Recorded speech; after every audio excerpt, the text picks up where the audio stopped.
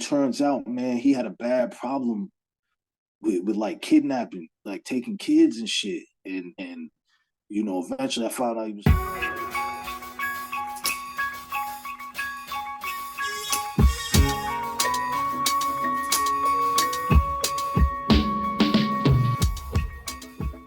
Yo, this is a No Country episode, and we got somebody special up in the building. This is No Country. That's what we about really is experience. Yeah, I think, yeah, right? sure, Yeah. So sure. right now we bringing y'all Reno RX from Queens. You know what I'm saying? Hey, my brother. We want to thank you for being on the show. You were suggested to us by a friend to the show, family to the show, Uncle Nick. You know what I'm saying? And he said that we really needed to talk to you, and you had something to say. So thank you for coming on the show. And how you doing, my brother? I'm good, yo. I'm good, man. How y'all doing, man? We straight, man. We straight. We was actually just sitting up here listening to some of your music, man. Shit was fire. Good looking, man. Yeah, shit make you want to do illegal activity, man. Yeah. I mean, what's up with you? Yo, listen, thank you for having me on your platform, first and foremost. Word. Let us know what it is. You need the people to know what we here to do. Facts, man. Well, my name is Reno RX. I'm a hip hop artist from Flushing, Queens. That's home to a lot of legends: Large Professor, Royal Flush, Mike Geronimo, Shy Skills, who produced the whole first Onyx album, legend producer. I've been rapping for a minute. I had my first deal when I was 16. You know what I'm saying? I'm kind of old head too. I'm just turned 43, so I've been rapping for a minute. You know what I mean? My first deal was with Herbie and Steve Azar, also known as Herbie Lovebug. He put out Salt and Pepper, Kid and Play. So I've been in this game for a minute, man. I really love hip hop, first and foremost, more than anything. I got two projects out right now, one called Freebase Pharaoh, another called The Living God, and I have another project on the way December 19th, which is in a couple of weeks, called The Coliseum. So I just been working hard nonstop. Every 2 months, I'm putting something out. You said Freebase Pharaoh. That Dave said something about that. I mean, that was just an ill kind of like, it reminds me of some of like that Cannibal Ox kind of underground, like vibe, like, and even the imagery, you know what I'm saying? Just kind of reminded me of that like heavy underground New York, like Raucous Records kind of vibe from back then. And, but then y'all sound, you got kind of like a little bit of Griselda, a little bit of Wu-Tang. You said Mobb Deep. We definitely was talking about the Mobb Deep influence, like that kind of stark piano chords. Like, what was your, other than those people, or, if including those people, like, what were your influences coming up? How did you come up on your sound? Yo, like one of my major influences that I know he influenced a lot of people, actually from your part of town, Redman. Listen, Redman is that dude, man. Yep. And Tretch. I would say, matter of fact, let me say Naughty by Nature, because KG was a pioneer as far as producing. Yeah, all three of them, 100%. Naughty by Nature, period. Yeah, facts. But yeah, all my influences are from the 90s. I love the music they got going on now, but like I said, I'm a little older, so it's not necessarily for me. Yeah. But I respect it. People telling their stories, that's what it's all about at the end of the day. Tell your story through your art. Still going on with the Freebase Pharaoh thing, because like he was naming like underground and stuff that I'm not really even like really up on like that. But what's the concept of what you're doing with your music right now? Like, what's the theme? Like, where you going with it right now? Because I heard a message, I heard other things in your music. Well, really, right now, see, like I said, man, it always boils down to the age thing with me, because I'm like coming off the bench in the fourth quarter type shit, you know what I'm saying? But I'm gonna shoot the lights out. So a lot of it is right now, these first 10 albums I'm gonna put out, I just mentioned 3 of them, are really to introduce me to the people, you know what I'm saying? And the name Freebase Pharaoh comes about because, number one, I always believe the black man is God, you know what I'm saying? And the freebase comes from the marketing plan I use. It echoes the street shit that some people dabble in. I used to dabble in, admittedly. So these first 10 albums are free, like testers. I'm throwing testers out. You know what I'm saying? They're on me. They're available on all platforms because, you know, I can't expect to just come out and have people rock with me, you know, just because, you know, I got balls. Anybody with ears can hear that, but I want to give the people something, let you know, like, hey, here's why you should fuck with my music. You know what I'm saying? Right. So the first 10 albums, that's what begins the Freebase Pharaoh thing. You know, Black King, I'm using a marketing scheme of streets. And then the next album is The Living God. That's also because I'm in the history. The pharaohs eventually got so powerful that they considered themselves gods. You know what I'm saying? And you know, push that on the people too, to worship them as gods. So, you know, also, I didn't mention this, but I'm a nerd. You know what I'm saying? I'm heavy in the history, heavy in the science. So I try to incorporate all of that in my marketing and my music. And I think that's fire. So with that being said, like what else you got on a plate? I mean, I know you're gonna do this music. You got any visuals coming out? Do you have and I think it was mentioned something else you do community work too, right? Oh shit. I'm gonna be honest with you, man. I done did enough to the community. You know what I'm saying? You get that a different way. Yeah. You know what I mean? My service to the community is relaxing a little bit. You know what I mean? I ain't mad at you, bro. That's what's like up. You working on staying away from the community.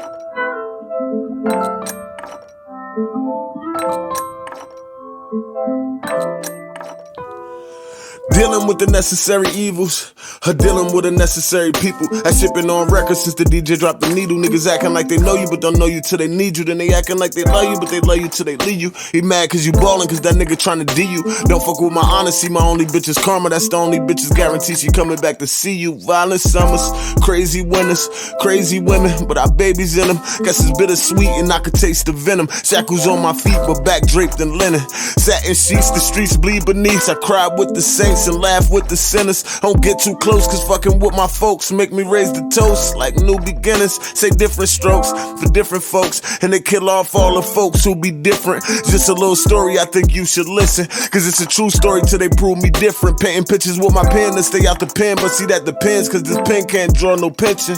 That which don't exist, I can't even trip sipping on this fifth, so I see it from the fifth dimension.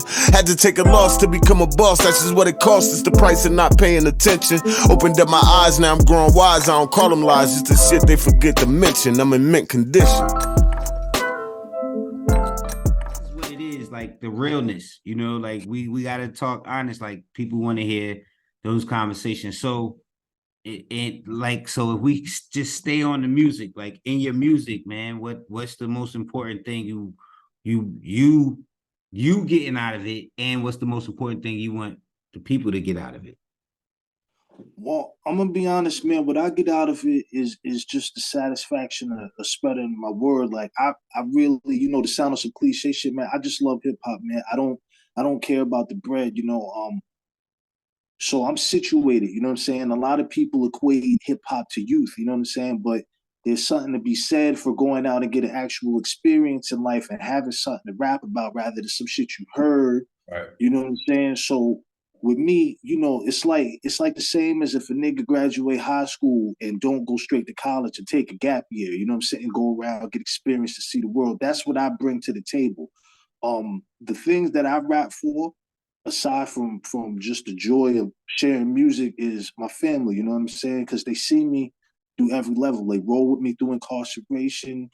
They you know, they see me high, they see me low, and right now what they're seeing is me being able to pursue something I love while also being financially stable, you know what I'm saying? Which is something a lot of younger artists don't have the opportunity to do unless they out there doing the wrong thing. And we all know how short-lived that is. You know, I'm not gonna act like I'm not flawed. Matter of fact, I'm on house arrest right now, doggy. I'm gonna keep it 100 with you. I did all these projects I'm dropping is straight from the crib, like all this off the muscle. I've been grinding. I've been on a nonstop press run, which is also why I drop every 2 months so I can stay in people's face. niggas is sick of me. You know what I'm saying? And it's going to get worse. I did like that project, The Living God. I did that with a producer from France. You know, he lives out there. I never met him, but we like brothers now. So thanks to this internet, I've been able to. My reach is endless. What's the producer's name? Because I saw produced by Digger on a couple of your tracks. But Yeah. is that the same cat you talking about, Digger? Yeah. Excuse me. I should have shouted him out. Produced by Digger, right? Digger the Digger. The whole Living God album was produced by him, which is different for me because I'm a producer also. I usually produce my own shit. Like my next album, The Coliseum, I do all the production. Yeah. You know, I run with Ito. He's a rap legend. You know, he been putting it down for a minute. Nice to Future, another legend, official Mobb Deep member. He put me down with Mobb Deep, introduced me to P and everything. You know, I can honestly say he's one of the people who changed my life. And P too, you know what I'm saying? Because they didn't have to fuck with me. R.I.P. P. Yeah, facts. You know, P met me, you know, put his arm around me. He was everywhere, man. I met Lil Kim, all the stars, you know, I look up to. Because like I was telling JD and Dave in the beginning, y'all didn't hear this, but I'm a fan first, you know what I'm saying? Like I had to give him his flowers quick because I appreciate artistry, whether it be hip hop, acting, dancing, whatever. You know, we gotta support each other. And the first time I got to be around Mobb Deep was during Murder Music when they was doing the movie. Yeah. You know, they like I don't remember who actually called me, but I was in it. You know, I don't remember even what I did anymore. Like that was so long ago, but I was on that set for a while, and you know, it was just cool to be around. You know, having P was, you know, in their pocket when they was doing that. I actually, I got the chance to meet them, and then my wife and I used to actually rhyme also, and we was performing at we used to live in Dallas, and they came out on the Rock the Bells tour that year. It was them and Ghost and Ray, and I believe somebody else, and we actually got to open for them. So it was a dope ass experience, man. You know, we got to meet them backstage and like, you know, rock in front of them. It was actually my wife's group, so I was like playing backup, but still we was back there. No doubt. Rock that shit and like shout out Money Stacks. Got props, you know what I'm saying, from having P. Took some flicks with him, you know what I'm saying. This wasn't too long before he passed away, maybe like a year or two before he passed, but you know, it was a dope experience, man. He was like, you know, going back to high school, Mobb Deep was a formative group for us, man. Like, you know, we had never heard, you know, no little dudes that sounded like they was really going to do it to you. So, you know, and then we kind of heard that influence. That's why we was talking about that, because a lot of your production kind of got that Derringer, Alchemist, Havoc kind of vibe to it, you know, and you say Pieces from Queen, the I feel like you got Pieces, and then you say you from Queens, so that makes sense, you know, like, and even the artists you mentioned, like Royal Flush and Mike Geronimo, it's that stark kind of like pissy staircase music, that winter music, that you know what I'm saying, hoodie up, hands in your pocket because you got a snub on you in the North Face music, like, you know, that vibe. I hear you're curating that vibe, you know what I'm saying? Like that's super dope. Fact, yeah, man. I'm of that ilk, you know what I'm saying? That's where I was raised, that's where my influences come from. And like I said, I got nothing against the new music, but I'm not from that, you know what I'm saying? Shout out to them. I listen to it, shit is dope. But you know, I'm that 90s era, golden era hip hop shit, you know what I'm saying? Mobb Deep, you know, like you said, Nas, all that. You know, I love Queens. I'm a big proponent of all things Queens. You know what I'm saying? Shout out to Wastelands. That's the block I'm from. But yeah, it's important to me to stay true to those roots, because if I try to do something else, it's gonna be, it's not gonna be authentic. You know what I'm saying? Yeah, that's your bag. You know what I'm saying? And I think a lot of people kind of lose their footing because they get out of that. And it's not, you know, everybody, I remember it was a time in hip hop where people was trying to be experimental to a fault, when the reality is you go back to Stevie Wonder, or you go back to even like a Taylor Swift, because they do their thing that well. And there's nothing wrong with staying in that bag when that's your bag. So, you know, like that's that, you know, and you master that craft. You know what I'm saying? Like, yo, motherfuckers are still saying Pusha T one of the greatest, and he been rapping about those same thing for like 25 years, but he honed that to, you know what I'm saying, near perfection. Yeah. So you can't take nothing from that. So that's dope. Yeah, rapping that Jersey. With the ski mask or B&E, I'm about my cash CMB. You better run like DMC or you gon' need an EMT. Get your weight up, go visit your local GMC. Plus I spit that bomb shit like I wrote it with TNT. I got rank and I stop back like PNC. I keep you on your P's and Q's and show you how to be a G. Surprise shots like photographers for TMZ. I got these rappers green-eyed, bring it back. It fits with the life I live too. Like I only speak on my experiences. Yeah. And you know, unfortunately, there were parts of my life that were pretty rough. You know what I'm saying? Right. And you know, I did foul shit. Learn from it. You know what I'm saying? Matter of fact, the first time I met Pete, man, I was on my way to a joke. You know what I'm saying? I was about to catch somebody, and my man's calling me, "Nice to Future off the hook." You know, I'm literally in the bushes waiting on the nigga. And my man's like, yo, come to this book signing. And, you know, I made a decision right then. I felt like it was some kind of divine intervention. I dropped what I was doing. And who knows? I could have been dead or locked up behind that. But I went to a book signing. Definitely that was something. That was something. If you in the bushes and your phone is ringing, you're supposed to be Assassin's Creed quiet and your phone ringing and somebody like, yo. And then it's not even like something like coming to work at the junkyard. They like come to a book signing. You like, you know what? I might as well get up out this damn bush. I'm over here in a bush. You know what? I'm gonna go to the book signing. I can come back to this bush tomorrow. I can get the nigga. But obviously, like you said, like things still happen along the way that ain't work out. Oh yeah, well, I'm a legendary knucklehead. I'm not gonna hold you. You know what I'm saying?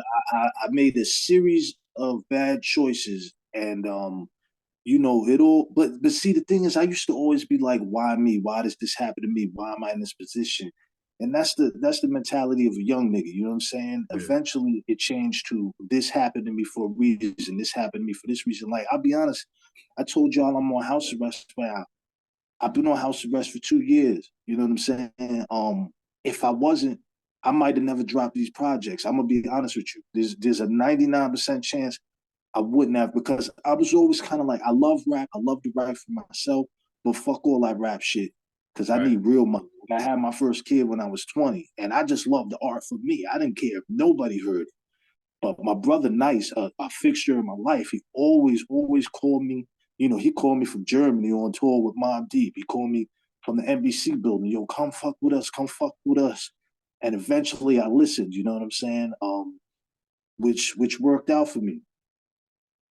Obviously, I'm here talking to you guys. You got a like-minded kind of vibe, and you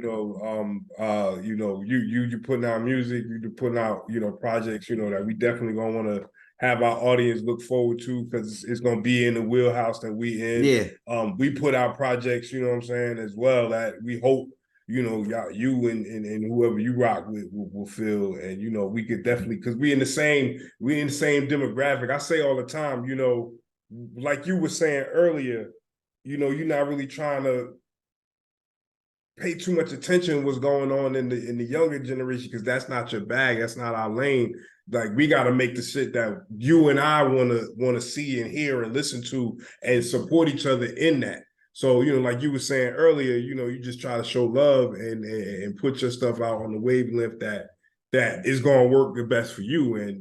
And I feel like the advantage for brothers like you and myself and, JD and everything is like, we're kind of in the first era of this like adult contemporary hip hop, where you can, you got people like Jay Electronica, who put out his first album at 43, 44, something like that. And was he that old? Yeah. So wait. If he put his first album out in the 40s, in his 40s. Yeah. That was like 15 years ago. No, it wasn't. It was the one that just put out. That's not his. That's his first. That's his But first that's not. album. But that's not when he That first was when he started was making rapping. mixtapes. Oh, okay. I was about to get worried. No. That's his first album after all these years. He With was on Rock Nation for like a decade, bro, and that was his Yo, first Jay, and only that album. can have so he niggas has waiting, no bro. album by himself after all this time. He's got mixtapes, but no, All right, not all right, official. all right. album. That's amazing. We'll talk about that. Also, you know, I know Nick. I know it wasn't just about the music. I know it's some story, something that he want. You know that he's saying you got to talk about that you want to talk about. Yeah, yo, listen, I know where you're going. I know where Nick was going with that, man. So listen, right now I'm in Vermont. You know what I'm saying? I've been living out here for the last 10 years, right? The reason I'm out here is because one of my last forays in the city in New York, you know, I was getting money, I was with my mans. I was out in a different part of town, Hempstead, Long Island, you know what I'm saying? A lot of legends from there. Um, you know, wasn't necessarily doing the right thing. And I linked up with a dude from around there, you know, because the first thing you do, you touch down, you form your team, you know what I'm saying? Get your squad together. This dude was feared out there, you know what I'm saying? And I was rocking with him. I like that, you know what I'm saying? Obviously, I could use that to my benefit, but stepping out there. You know, what I didn't know was he was a different type of a psycho, you know what I'm saying? He always respected me, or maybe it was fear, whatever. I don't know. I don't care. But you know, it turns out, man, he had a bad problem with like kidnapping, like taking kids and shit. And you know, eventually I found out he was fucking them, you know what I'm saying? And this is all public knowledge. I ain't blowing nothing up, you know what I'm saying? That Right, you type of good. activity, You know. I don't condone that. You know what I'm saying? Real niggas don't condone that. At first I was hearing little whispers from people, but these were also people who were scared of the nigga, you know what I'm saying? So I can't really take their word for it because they're gonna say anything to try and make this nigga look bad in my eyes, you know what I'm saying? And at the same time, too, to be 100% honest, um, I could have dug deeper into it, but I didn't because, you know, the bread was moving, which was my only goal. That was wrong in hindsight. So eventually he got into a shootout with some dudes whose niece or daughter he had kidnapped. Yeah, so right there he says some shit that banged me and Dave's brain right to the side of the wall. And on No Country, we don't mind, you know, having conversation, dealing with stuff, but as you can see, you know, from our expressions, we hit. Tells about everything afterwards. So like you got a lot of niggas talk that killer shit, right? But really, unless you're a psychopath, which I'm not, that shit is gonna affect you. The same way niggas get PTSD coming from war. You know what I'm saying? Like, I'm not with that. And that shit troubled me deeply. I couldn't sleep. I couldn't move right after that. Because I'm up for a lot of things, but there's a line. You know what I'm saying? So that played a large part of me moving out to Vermont to remove myself from that, to hit the reset button. And I had to get my mind right. And I fell out from the world for years. You know what I'm saying? It was about 8 years before my nigga Nice the Future once again calls me from the studio with Ito. He's like, yo, you got to get back into it. And at this time, I'm living in a house in the woods. You know what I'm saying? Like when I say I secluded myself, I secluded myself.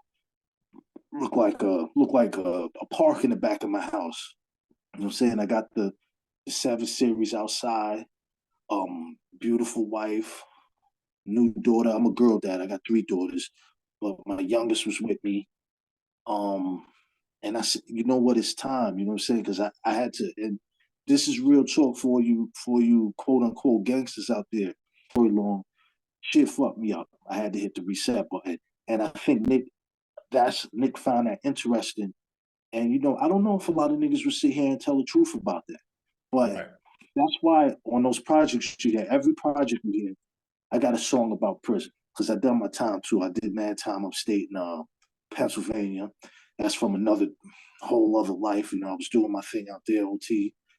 But like, I got these prison songs on there because I want to scare the shit out of people. I don't try to glorify it. You know what I'm saying? Like, I seen hardcore niggas in the streets that was good with their guns come to jail where there is no guns, and now they using Kool-Aid as rouge and putting their hair in heels and cutting their jeans mad short. These was gangsters on the street. I seen it. You know what I'm saying? So I always try to give the grittier side and fuck people up. But you know, when you listen to my music too, I talk that shit for sure. But it's what I know. Like, if you're not mentally prepared for these rabbit holes, though, like, it's not simple like these niggas be rapping. You know what I'm saying? You're gonna feel things. You're gonna have nightmares. You're gonna treat people who love you and who you love differently when these things start running through you. You know what I'm saying? Like, I still don't sleep like that. And it's because of a guilty conscience for knowing I had an animal like this nigga running with me. You know what I'm saying? And again, like I said, this is all public knowledge. He went to court, so I'm not blowing anything up. And also I want to say I do not condone any random kid touching, no none of that weird shit, no raping, no none of that. I'm not with it. But this is what happened. And it affected me so deeply that I had to essentially remove myself from public, take myself out the city. And so now when you see me and niggas ask, yo, why you coming to game so late? This is why. Because I had like PTSD from the shit. You know, and I don't care what niggas say, you know what I'm saying? I'm a real nigga, I'll give it up. But you have to be honest. I'm not a psychopath. So the best interviews, you know, is when the person getting interviewed gets to, you know, put their side out there, you know, and like when people go find your music now, they'll have your backstory and your real, you know, your real experience. Cause like, you know, you saying it like that experience that you had is bugged out that you got PTSD. Nah, like I got PTSD. Listening to it. Heard that shit for 30 seconds. That's fucked up, dog. Like, that shit was wild. You know what I'm saying? Yeah, like, and I'm gonna remember that shit forever.